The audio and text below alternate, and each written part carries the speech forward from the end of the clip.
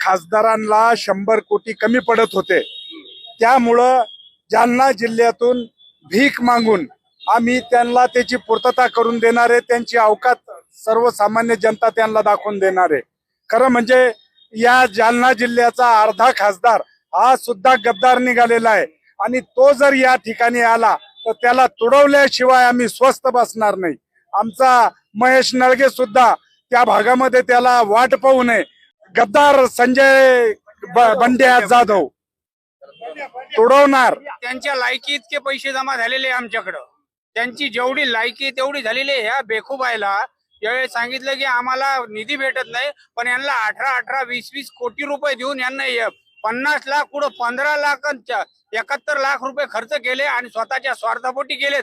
त्यांची जेवढी लायकी आहे, लोक आम्हाला 100 रुपये आमच्या भिकेत टाकत होते, पण त्या खासदारांची लायकी फक्त 1 रुपयाची आहे, म्हणून 1 रुपया लोकांकडून घेतला आणि त्यांच्या अवकातीप्रमाणे जेवढे पैसे जमलेत तेवढे त्यांच्याकडे पाठवून देणार आहे. त्या गद्दारानं त्यांच्याकडे त्याने बरेच लोकांचे घेतले होते उधार म्हणून हा निधी जमा करून त्यांना आम्ही पाठवणार आहे खासदाराला.